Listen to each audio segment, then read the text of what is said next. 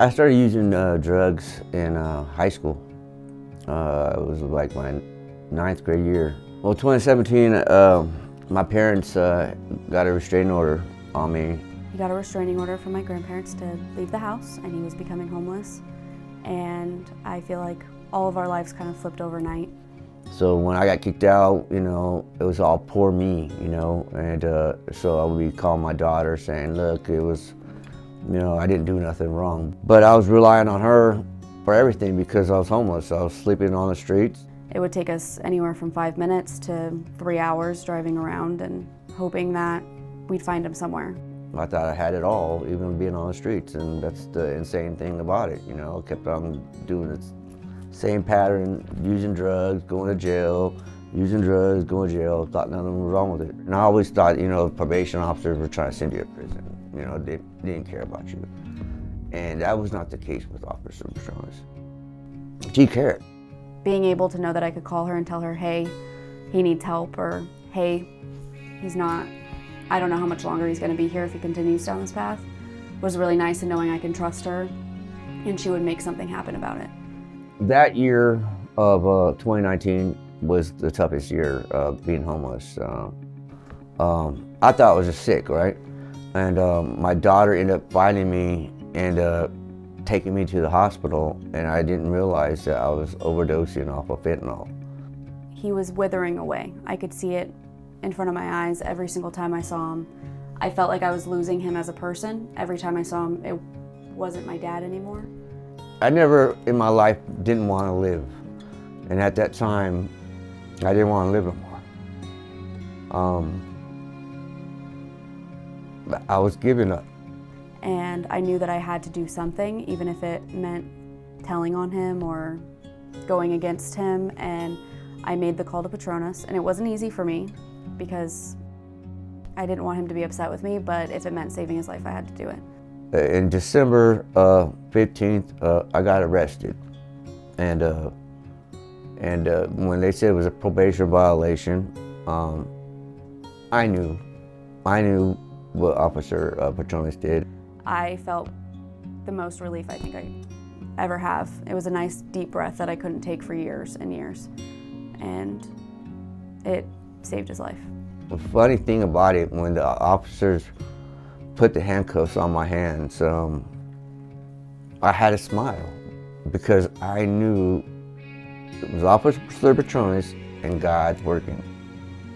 And I knew my life was being saved because I knew I was going to rehab. The Salvation Army, a rehabilitation center, was what Riverside County chose for him. It was a wonderful program, mostly because they liked family to be involved. And that's something that we didn't see a lot in other rehab places. No matter what, I was going to do what it takes, you know, and whatever they told me to do. I knew I could leave that place and drugs were still going to be out there. But while I was there, I was going to give it 110%. Getting to hear him every day on the phone and say, I'm a chef now here, and I love what I do, and this is what I made. I've never made this before. I remember telling, getting there, and I said, oh, I hope I don't work at the kitchen. Guess where I went?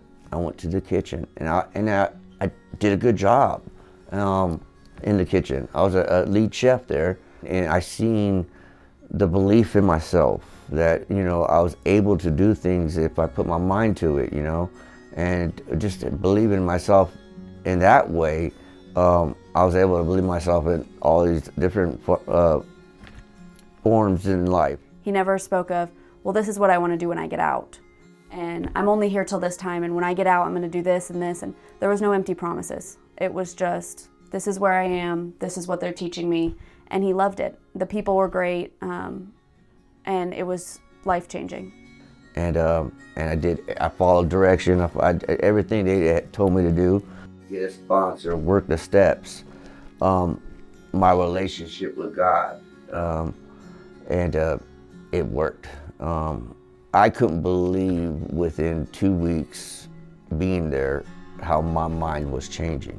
My old thoughts, my old thinking patterns were gone. That was the big thing, you know, loving and forgiving myself, because I hated myself and I couldn't forgive myself for anything I did. And now when I got to that graduation time and just even writing a letter, reading it in front of people, That's something I didn't do. I was just too scared to do that stuff. That's something I'll never forget with the graduation, is him being able to read that letter and express his gratitude for everybody and also be proud of himself. And by working my steps, I was able to get rid of those resentments. I was able to get rid of those fears. I knew God was working in my life. Because, I mean, like I said, I've been to other rehabs before, and even getting to the end of those rehabs, I knew at that time I was gonna go use again. It took me with getting a sponsor and working those steps, and when I did that, that's where a big change happened. I got to pin his graduation on him. It's a little pin on his shirt. I got to be the one to do that, and it was such an emotional moment that I feel like neither of us will ever forget, because we had started at the very beginning together of his addiction, and getting to be there for his graduation and see him walk over that finish line was something that will stay in our heart forever. And then I was able to work on those amends to the people that I've harmed in my life. One of the things Officer Patronas told me when I was on drugs is she would mention my mom, and it get me thinking, about stuff, about my mom, how much time she had, and she would want to see me clean and sober. And even though at the time it didn't hit home, but it stuck with me. My grandma has many kids, but my dad has always been her baby. He was everything to her, and all she ever wanted for him to do was get sober. Because it was not that long. It was like, I think 2 months after I got home from Salvation Army that I found out she had cancer. He got to be there with her every single day, and she got to watch him blossom into the person he is today, and see him go to work every day and spend time with his kids and be the son she loved so much. In July of this year, she passed away, and he got to be by her side through it all. And what gives me the most peace of knowing she's gone is that she got to spend that last year with him sober, and that's all she ever wanted. I knew everything was happening for a reason, because how everything aligned, and when I see my mom deteriorate and she got worse and worse, and I was able to be there for her, and then when she did pass in July, it was one of the hardest things I ever had to deal with, and in my life. But I know I was able to deal with it because of everything I've learned in my recovery. I'm always going to be dealing with my mom's passing. But I know one thing: no matter what happens in life, I don't care how bad life can get, I made a promise to my mom that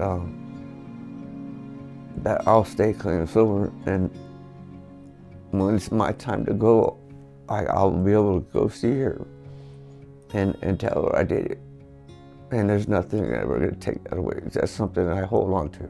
I have a little brother. His name is Anthony, and he is 18 years old. And I can say pretty accurately that he has never known who our dad really is without drugs. And in the last almost 2 years, he has been able to create this relationship with my dad and get to know who he really is, and have this father-son relationship that I was worried that they would never be able to get. But having his dad back, it means the world to him.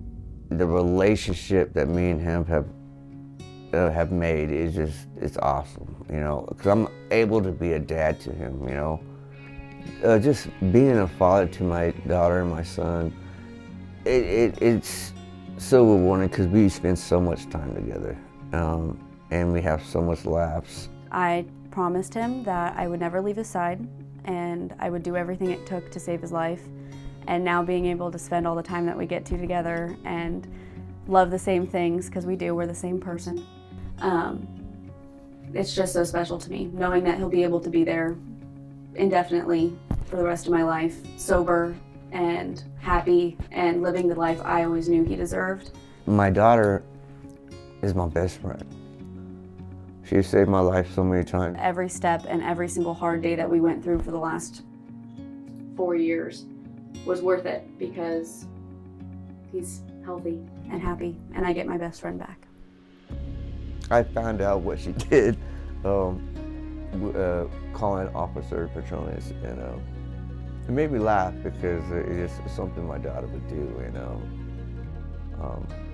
but it saved my life. Probation has been amazing during this process. I can't say enough things about Officer Patronas. Her willingness to help him and not, just, oh, he's another case, and that's what I thought probation was until I met her. She has taken care of him in ways I can't even express. Even if she is not his probation officer at this moment, she still checks in. She makes sure he's doing well. She truly cares about our family, and that makes all the difference. And I don't think without her we would be where we are right now. She's family. She saved my life. She cared about me when I didn't care about myself. She believed in me when I didn't believe in myself. And she gave me the opportunity to actually be clean and sober.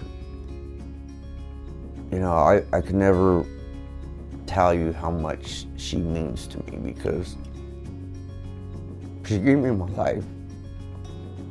She gave me my life with my kids.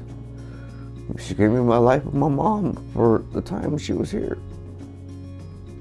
But probation, wow, it was life-changing. It changed my life. Having a normal life, what can I say? The little things for me is like a pillow, a blanket, going to work at 3 o'clock in the morning.